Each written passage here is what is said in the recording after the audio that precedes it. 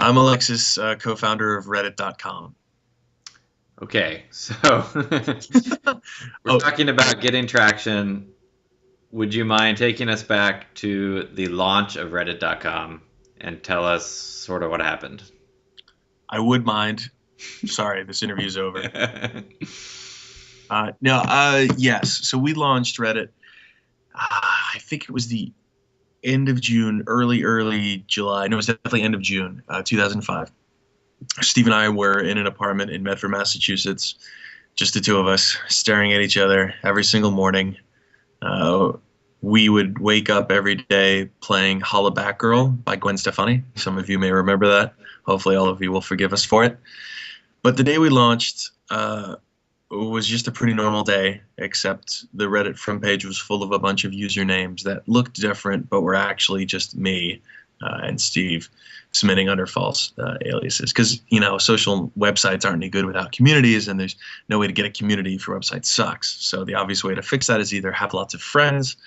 I should stress lots of very willing and patient friends to submit for you, or to do it yourself with a bunch of fake names. We chose the latter.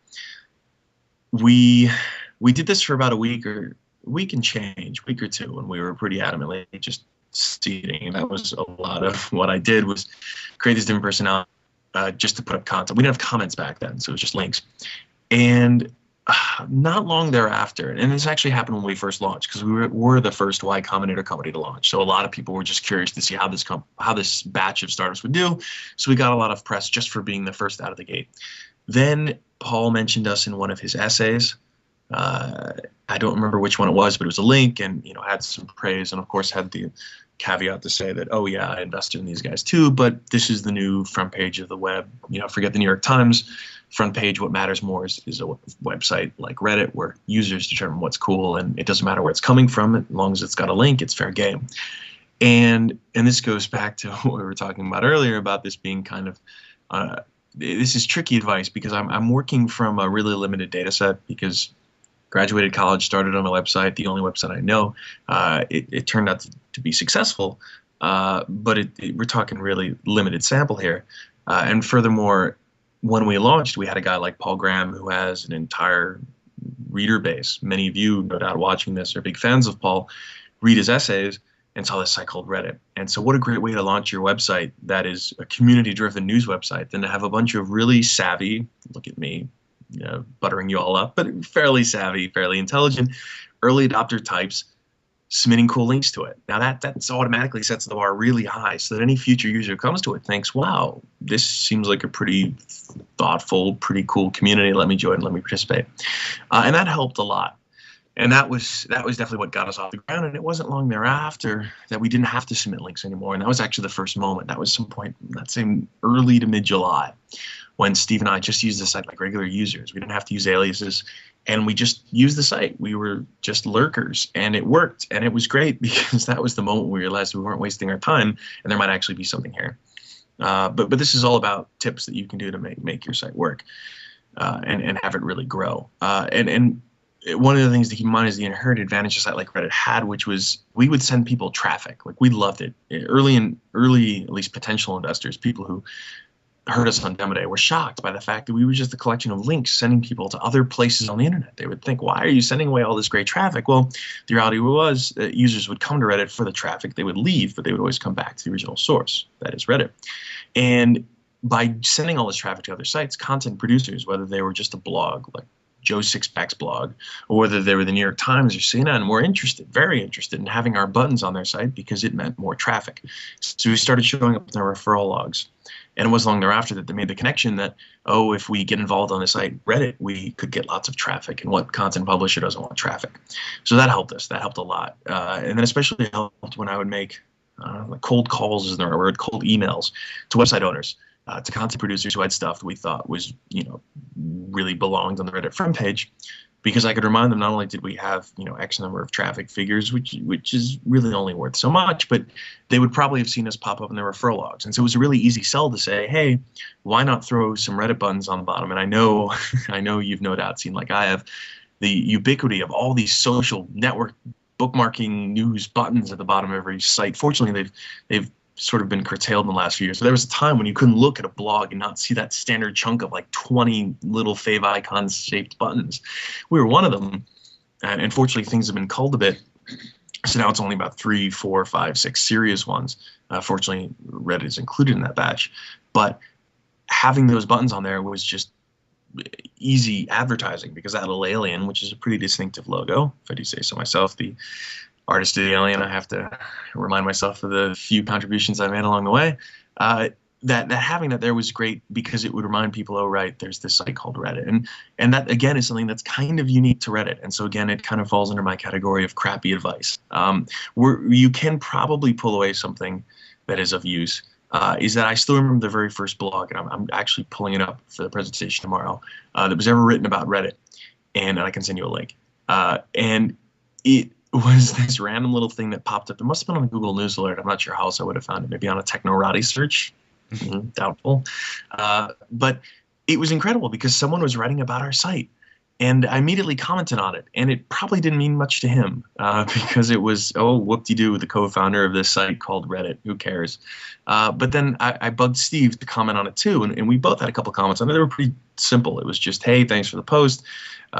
Something effective, if Reddit ever sucks, or if you ever hate it for some reason, just email us, let us know. And it became an obsessive habit of mine to always look for press, no matter how small, because there's definitely a layer of tech bloggers. Many of you are probably on Hacker News pretty often, who are just looking for interesting folks to talk to who are working on stuff that you either love or you hate, or maybe feel ambivalent about. And you, as the producer of some of this stuff, hopefully falling in the love category, should make yourself very available. Because really, especially if you're the non-programming co-founder, which I was, your time ought to be spent doing this sort of thing. There is no waste of time when it comes to actually just having conversations with folks who could one day get very interested, or are already very interested in what you're working on. And so I don't think I hope I've never, if I have turned down an interview, I'm sorry. But I don't think I ever have, at least not willingly, whether it's email, Skype, whatever. And it's not just narcissism. It's actually the fact that there is a responsibility for that non-programming co-founder to really answer all the questions, good and bad, about the product they're working on. And that certainly came up. They've never always been really positive questions. There's always controversy. There's always something that's brewing, and every opportunity to just say something is one that should not be missed. Okay, here's some more questions for you. How about that for 15 minutes more? I hope we can edit this. If you don't mind, let's drill down a little bit to the beginning. Sure. So were you keeping, what kind of stats were you keeping at the beginning? Were you tracking users? Were you tracking links, tracking comments? That is something I wish we had done, or I wish we did more of, for that matter. We would have, let's see, early on, we had really rudimentary traffic logs. And mind you, Steve was the only guy programming the site when we started, so this is not a slight against him. He was busy building Reddit. When Chris joined on, he built on this really cool stats package that made the dangerous addition of a real-time traffic chart, which we would check rather obsessively. But it was pretty straightforward. How far after was the beginning was that? November. So 6 months. Let's say 6 months. So before that, it was just the occasional logs that Steve would send around. Well, send me or tell me the update at the end of, say, every day. And this was exciting. But when we actually started to see it moving in real time, that's when it became really obsessive. And that's something we've actually tried to reproduce with user-created Reddits, because we've made traffic charts available to the creators of Reddits, and we hope those moderators get as obsessive as we were. But in the way of real analytics, it wasn't really ever richer than that. We'd occasionally check to see how much traffic we got from direct links or direct through Reddit or through search engines, for instance. And Reddit was always the majority. That is, people would always just be typing in reddit.com into their browser. We got very little traffic, and still to this day get very little traffic from search. It's just always direct. Now, either that's a good sign because people really like seeking out Reddit, or it means we're not using SEO properly enough. Who knows? So after Paul Graham mentioned it in his essay, and you got the press from being the first to launch, did you feel you had a decent user base at that point? It was, and I love those early users because seriously, you made my job so much easier by submitting stuff. So thanks. It wasn't really until the day that we had to do nothing, the day that Steve and I just used Reddit like users, that we thought, aha, we have a significant user base. And keep in mind, Reddit was a lot different in the sense that there was only one Reddit. It was just this hodgepodge of links from all over the web. And so we didn't have to worry about getting different categories filled. It was just, let's fill this front page with cool content. And it was really that point, maybe a month in, when we didn't have to use the site. We could just clerk on it. Up until that point, had you mentioned a bunch of things you did, the button and cold calling people and leaving comments. Were you doing all of those things up until the month, or were some of those things you did after that period? That is, the initial bump from launching and mentions in Paul Graham's essay, did it just sort of gradually go up there and you were just submitting links until you felt that that initial community grew a little through word of mouth? Or were you doing these other things before then? So the blogging was absolutely happening from the start, because pretty much at that point, any user who had come to Reddit and was actively participating was gold. Like those, and I say this to startups now, any user who's willing to try you out that early on and stick with you, don't quite worship them, but certainly treat them as well as you can. And to that point, and let's take that a step further, anyone who's willing to write you feedback that early on, and I hope no one will come out on the comments here and contradict this, but I feel like we responded to every single feedback email really, really quickly, or at least pretty damn quickly back then, because those are users who are giving these are getting free feedback, and they're clearly someone who's really invested in your site. Even if they write feedback to say how much they hate it, they still care enough to write this email. I mean, think how many times you've been slighted by a company that you may use on a regular basis, and you've never, how many times have you talked to the manager, let alone sat down to write an email to corporate? The advantage to having a small kind of mom and pop-ish underdog-looking website is that I think people's expectations would be lower because, if a real company, if a publicly traded real company can't bother responding to you, why would a couple dudes in an apartment? Well, the reality is, I think most people know, at least watching this, is that that's a really important thing to do and a really great opportunity to get a lifetime user. And it really doesn't take much time. It takes a few sentences and a little bit of sincerity to either admit when you screwed up, or to acknowledge some good feedback, or to just say, hey, thanks. Please keep using the site because it would be worthless without you. And so those early users are absolutely fantastic, because not only are they great bug testers, because, we had 2 people at Reddit and Steve was the only developer. Guess who did most of our QA? It was users. I would do a little bit before it would launch, but users would help find bugs. And that is crucial, because you now not only have users who are your consumers, but they're also your QA, but also your evangelists, because that's where they can do the things that 100 of me sitting in front of a computer can't do with nearly the same kind of efficiency. So you avidly wrote back people and sought feedback and commented on blogs. Do you attribute those things, as well as obviously the site usefulness, to get you to that point, that magic point where you talk about not having to submit links yourself? Yes, and and I can't say enough about. The Paul Graham essay definitely helped, and that's one of those instances where I'll sometimes tell startups that YC is probably not the best fit for them, because there are only so many ways that can help them out. In our case, YC really, really did help, because without that Paul Graham bump, kind of like the Stephen Colbert bump, we wouldn't have gotten all that great traffic early on. But Reddit itself was a good website. Steve had built a sound, fast website with some really clever algorithms that would actually sort stuff and have it rise and fall throughout the course of the day in real time. Like, there were lots of good technical reasons why the site was good. And the fact that it sent people traffic certainly helped them, because they had an obvious benefit to making the site do well, because they would get more traffic, assuming they had already gotten some. I want to ask you a question about that. Before I do that, sure. One question about you launching first, being the first YC company to launch. Did you guys particularly plan that? Were you trying to launch first? Oh, no. Actually, this, so keep in mind, this was a time when there were only 10, 11, let's say. This was the first class of YC startups. So Paul was very involved. At least certainly more so than he is now, because there's over 100 startups, and he took a particular liking to Reddit maybe because we were written in Lisp at the time, but also probably more likely because he really wanted this solution himself, because he had the same kind of problem that we did. And so he was an active user. In fact, Paul was a top user for quite some time. And so we got plenty of feedback from him. And depending on who you ask, probably more so than desired. That would be Steve, of course, who had to hear all the programming suggestions. But enough of that feedback began to build up, and one of Paul's big, he's got many quotes, but one of them is about launching quickly or releasing quickly and often.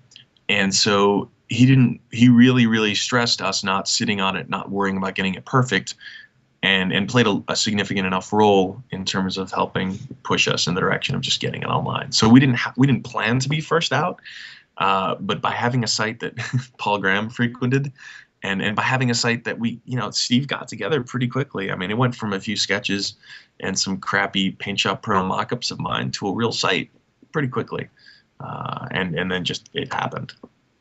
So about traffic from other sites, when did you make the Reddit button and that people could put on their other sites? Oh, that's a good question. I have to. It was definitely that summer, and what was nice was a lot of them were just handmade. In fact, a lot of the ones I see now are just made by third parties. I don't know who made them. I'm certainly not going to sue them. They were just made, and that was very fun to see. They would probably just take our fave icon, add a little bevel or something, and ta-da, they'd have a Reddit button. But it wasn't that hard to send that email to a publisher who had done well on Reddit, because you could send a link to the particular article that did well and say, hey, blah, blah, blah. And this was important too, I think, was to avoid making it sound too much like a sales pitch, which is tough because that's. So you didn't be like, you weren't like, we sent you this exact number of clicks and no, it wasn't like that at all. It wasn't like here's the attached PDF with the media plan or something. No, it was much more human. It was more like, and this sort of thing matters just as much as I think it matters to respond early to emails. Oh, and this is a fun tip. I don't do this anymore. I really should though. With feedback emails, it helps to not get distracted through the day. But if you can set the timer up right so that every few hours or so you get that ding when there's just some new piece of mail that doesn't interrupt you too often, but let's say it's a good distracting point. You're like, I'm need some feedback. Wait for the instant for a new piece of feedback email to come in and then respond to it immediately. Because the mind fuck that the person on the other end will get is priceless. Because we've all been there trying to email some customer service. You never, ever, ever get a response quickly, let alone within a window of 60 seconds, let alone from the co-founder. So if you want to really mind fuck your users, and I highly recommend this, every now and then, just choose a good time to do some feedback and just, go through your backlog, but then pick the newest one and then really blow their mind. But now I've totally lost track of whatever it was I was going to be saying. God, you're talking about emails that you sent to the publisher. Right. Taking the few minutes to actually read the article, and I'm thinking in particular of a Slate piece where it was an interesting story. I can't even remember the details of it. I think it was something involving social news as a whole. And it was a casual like, oh, hey, by the way, I noticed you guys hadn't mentioned Reddit in this piece. I think it's a much different audience where Slate's work will be much more appreciated. By the way, that other story you guys did on such and such was really lame, citing some story that I'd read. Because Slate stuff actually did really well on Reddit, and it was something I had actually read. I think it was probably about the cafe. There's a great little piece about a guy wanted to start the cafe of his dreams, and it turned out running a coffee shop's a real pain in the ass, and he went out of business. But anyway, referencing a real story that I had, right, making a genuine conversation with the guy, and eventually this ended with us, Steve and I from the DC metro area, actually getting to go to the Slate offices and meeting with some of the editors there, and needless to say, getting the little button in place. But a lot of this stuff didn't arise from, here's my little media kit. And this is why I think this is why founders in particular are so much more effective than PR people or any really third-party marketing person in terms of selling, because everyone is so sick and tired of getting pitches from PR people and from marketing people that to get something that's actually just a human note from a co-founder, whether you're a reporter, whether you're a dev guy, whether you're whoever you are, whether you're a customer, means so much more. And frankly, most startups don't or shouldn't have the budget for a real PR firm or anything like that anyway. So, do your own dirty work. And if you have the kind of co-founder setup that we did, where one founder does all the real work, programming, and the other founder does all the other crap work that just kind of has to get done, that other co-founder has no excuse for not doing this kind of stuff, because it can so easily be classified as busy work. It's the kind of thing where I know it's tricky for. I've had this discussion with plenty of real programmer friends of mine. I only have the programming credentials of an A in a Pascal class in high school, and I think a Java community college class. But programmers understand that, and I think like most artists understand that you could spend hours working away for something and only have like 5 minutes of absolute genius of inspiration that makes all those hours of working really worth it. But for those other hours, an outside observer would see you just staring at your computer screen or doing something or taking a nap or doing something other that's not clearly like tap, tap, tap, oh, look, Jane is working. The difference on the non-programmer end is that, oh, tap, tap, tap, tap is actually oftentimes like sufficient for work. Like a lot of times it really comes down to just doing shit. It just comes down to responding to that feedback email quickly and doing it well. And so I think that's a big disconnect between the programming and non-programming founders, where the non-programming founder has to understand that it's not just tap, tap, tap equals productivity, but just in the same way that every tap the non-programming founder makes is actually potential progress. Like there's a direct correlation between the tapping and real work getting accomplished pretty much anytime they're tapping, unless they're writing a Facebook message. So in your emails that you sent to the people and your cold calls, did you mention the button? Did you try to get them to add the button to the site in a soft, nice way, or not at all? Not in the first email. Okay.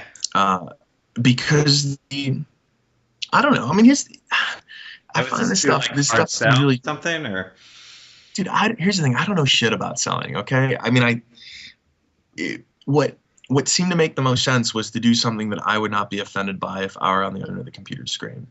Like no one wants to feel like they're getting an email to do a favor for someone else. I mean, does anyone really like getting emails saying, "Hey, do me this favor"? No one does. No, but in a sense, you're not giving them an action item either, right? Were you, or did you? What did you try to get out of it in a way, or nothing? Is that the wrong attitude? Is it bad? Yeah, is it bad that there were no action items? Seriously, I mean, no, it worked for you. I'm just trying to understand what it is you were. God, this is terrible advice I'm giving. Seriously, it was like having a new conversation with a new person every time. And so it often didn't end. Did you try to ask a question about their articles? Did they often reply? More often than not, there'd be a reply. The thing, I mean, so there's a difference between talking to, like, most journalists are always under crazy deadlines. In fact, fun fact, appreciate the fast response times, probably even more so than the random feedback emailer, because they're always pressed for some kind of deadline. So if you can get back to a journalist quickly, they'll really appreciate it. But it wasn't. I don't know. There was no strategy. There was never let me close this sale kind of mentality, probably because I wasn't actually selling anything, right? I mean, it helped that I didn't have to know that I needed 100 widgets out of the door by the end of the month. It was just, let me plant this seed here. Let me make this person who could be making this important decision, or even just influencing the people who could be making that important decision. Let me plant the seed that they like what we're doing. And that they know about it, and that they can see some of the potential for it. And then that was it. And it was okay to just leave that door open, or even slightly ajar. So in traffic stats, did they gradually just go up, or were there particular inflection points? I mean, there obviously was the launch point that was one, but were there others? After that launch, so was it steady for a while, then there was a big uptick, or? I know there's a statistical explanation for this. As we were living it, we saw it as being, it seemed fairly linear. I know Chris has plotted it out, and it looks downward exponential in terms of the growth. There were very few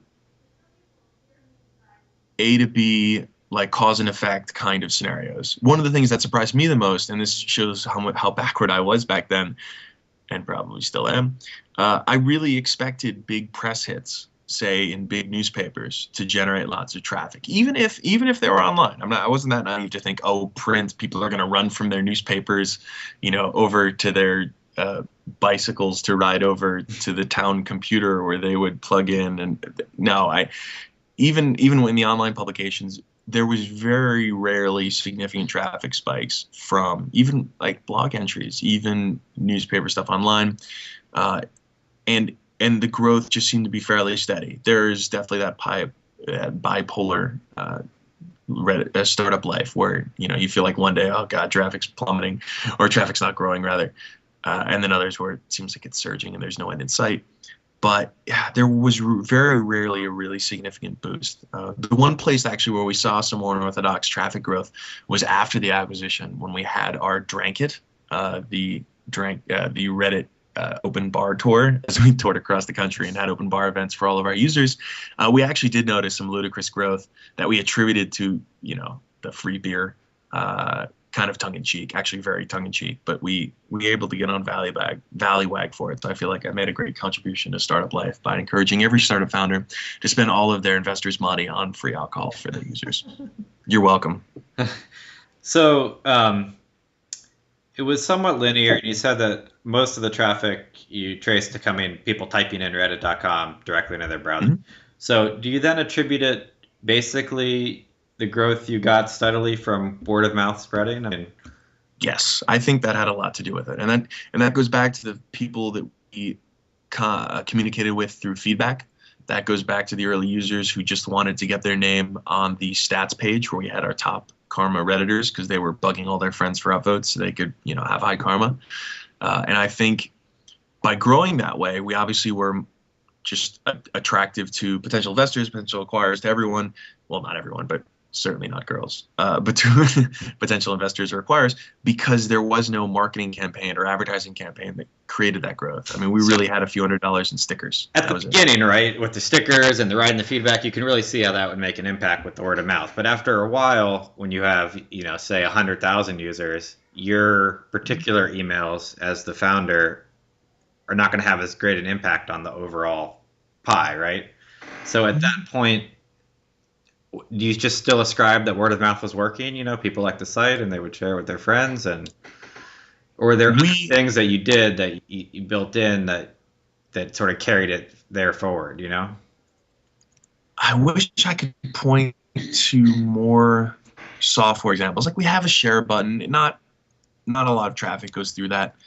We have there are elements in the site that encourage people to pass along stuff for whatever, either selfish or selfless reasons, to spread the word of the site. But I think a lot of it really came down to a community that had been built where people, they just really enjoyed coming to Reddit for this community that existed there. And I presume this created scenarios where they would be just, so we've heard stories. I've got anecdotal evidence where boyfriends and girlfriends would come home from work and talk about the things they read on Reddit together, and where people would actually have things to talk about to impress their buddies at the bar because they read this random story on WTF Reddit. Or it is, by nature of the site, it is really useful for creating conversations, because it's easy to say, oh yeah, the great story I read about the girl who got all those stars tattooed on her face and lied and said she was asleep during it. Yeah, I read it on Reddit. Now, I don't know how many people actually said that line, I read it on Reddit, because we really hoped a lot of people would, but I don't think many have. But through some very informal polling that we've done, a lot of our users heard it through word of mouth, and then others did hear about it through, I think it was links. The exact choice that they bubbled in was like links from other sites. And I'm trying to pull it up right now to see the exact breakdown. I think it was a significant enough sample, but a lot of it really just came down to having a site that users felt attached to and felt good enough to talk about with their friends, and so that when they sent the link when they were bored at work on AIM, and their friend replied, "Oh, cool, where did you find this?" they could say with confidence, "Oh, on Reddit, you've got to check this out," blah blah blah. And so really, really a lot of our growth, I think, came from users who just really dug the site, really dug the community. How ironic that I use that. Tracking at all about who has it installed as their homepage and who doesn't? No. Do you imagine that Chris might. read that way at all? Like people having that as their homepage and other people are just seeing it and saying what is this? Oh, You know? I see. Like they're sitting there at their desk, and the coworker comes over. Maybe. I'd like to think that the alien had a lot to do with it too, just having been the guy who doodled the alien. Considering, man, I don't want to tell you how much time I spent getting that alien just right. But I just, I mean, I think that could have had something to do with it, certainly, and it is certainly a distinctive front page. But I think there was just enough there that gave it some character, that gave it something that when people first encountered it, whether it was a friend telling them, whether it was looking over someone's shoulder, or whether it was just seeing the little alien button somewhere, they thought, oh, this is interesting. I'm intrigued enough to see what the hell this is about. All right, one more related question about that. The comments. People get really into commenting, and did you track or do you track how, if you're an engaged commenter, how much that keeps you on the site? I mean, did that, when you release comments, did that create an uptick of use and page views and that kind of thing? This is something we should really look at. So Chris Statman Slow, our resident PhD, could definitely run these numbers on this, because it was a big deal when we added comments, because there were a few users who thought it'd be the end of Reddit. But I know I thought it was really, when you added comments. November. Let me check that right now, actually. I'll tell you the exact date, because I know I changed the logo. I changed the logo that day to an alien with a speech bubble, and I'm looking at the archive right now. Oh, curses. But there must have been an increase. So it's not that when you launch comments, you immediately saw like an amazing outflow of traffic or inflow of traffic, and yeah. No. I mean, page views probably went up. I think it's certainly reasonable to say that page views must have gone up, just because it gave people an option to stick around on the site a bit longer and to come back to see if their comment had been responded to. Okay, let's just keep going as I find the exact date when comments were released. Well, I've tried to ask as many drill down questions as I can about where your traffic came from. You grew. Are there December 12th. Sorry, December 12th, 2005. Oh, okay. So it's about 6 months later? Yes. Yeah, okay. Yeah. So were there any other particular inflection points or weird points that you can point to where you launched something and you noticed a big change in thereafter in traffic or not? One that made a bigger change in the long term was letting users create their own Reddits. And this was a natural extension of the site, which had always had this mantra of let users do the hard stuff. We realized from the very start we were not going to find all the best stuff on the internet. That is Steve and I. There's only two of us. There are only so many hours of the day. We're not that smart. Wisdom of the crowds. Apparently you can, I mean, this is now officially a cliche, but that really helped. And users created all of our best content. And so when we launched comments, it was the same thinking. Our users are good enough to find great links and vote on them. Why can't they create good comments and do the same? And we have a fantastic voting system for the comments that Steve created that is fantastic. I mean, it's great. You can look at the Reddit comments and see the way that they sort and see the evidence of that. And so the next step was, why not let users create their own communities? Reddit, when it launched, was just a hodgepodge of links from all over the web, because it attracted certain people who are interested in this community, who are interested in everything from programming tips to world news stories to physics stories. I mean, it was random. And as the site grew, certain groups began to feel alienated. Programming. That was the first one, because as the site grew in size, it of course regressed to a mean where not everyone is a programmer, and fewer programming links ended up on the front page. And so we created Programming Reddit, and this continued. And in fact, Joel Spolsky inspired the joel.reddit.com, because all of his users kept sending him links and he didn't have enough time to look through them all. He thought, well, actually he told us, he was like, create a Reddit for me called joel.reddit, and I'll tell everyone to go send their links there instead. And it was great, and it worked, and it was this healthy little community. And it became very clear that, we've done very well by letting users just play with the toy and create new things with it. And so letting them create Reddits was a big step, because then anyone could create the Reddit and come up with stuff we would have never imagined. And so now to this day, we have hundreds of very, very healthy Reddit communities, some of which are absolutely fantastic. Today, was an interview with the creator of Dinosaur Comics, Ryan North. Now, how did we get this interview together? Well, we actually do these really cool Reddit interviews where we have people vote on questions. We take the top 10, and then we find the person. We did one with Dennis Kucinich last week. We go to his office. We interview him on video. It's great. We put it all together. Great production quality. Erica's great job. It's a lot of work. How did we do this interview with Ryan North? We didn't do anything. The Reddit community has an IMA. IMA is in like IMA. Creator of a webcomic called Dinosaur Comics, Ask Me Anything. It's a Reddit full of people, some of whom are probably lying, some of whom are telling the truth, who are doing off-the-cuff random interviews with the Reddit community. And it's been fantastically popular in the last few months. And it's great because you'll find everything from you'll find I am a cop to I am a webcomic artist, ask me anything. And it's something we would have never, ever, ever imagined, but a couple of plucky users thought, what a cool idea, let's do this, and have created a really great site out of it.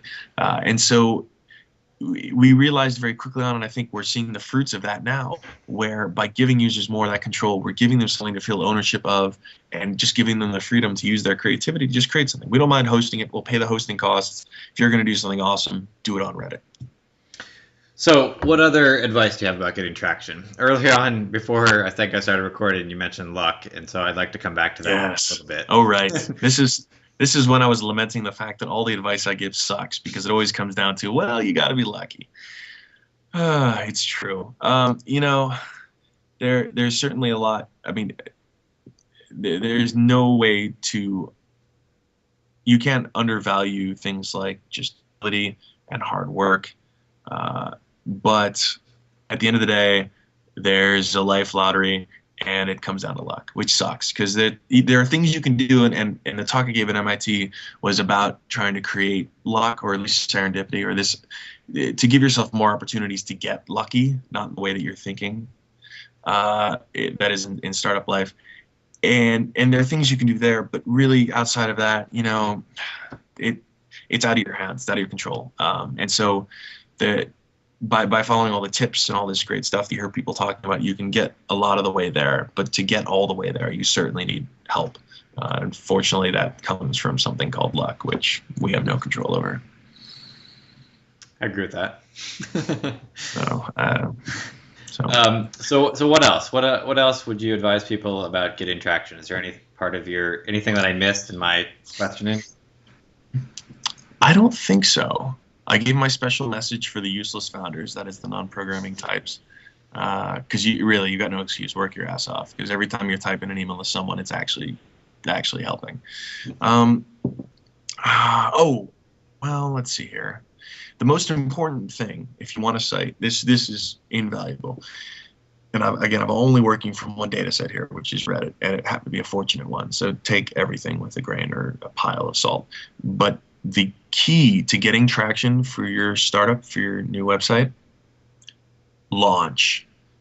Because you cannot get any traffic until you launch your website. That is one thing I can say with total confidence and conviction.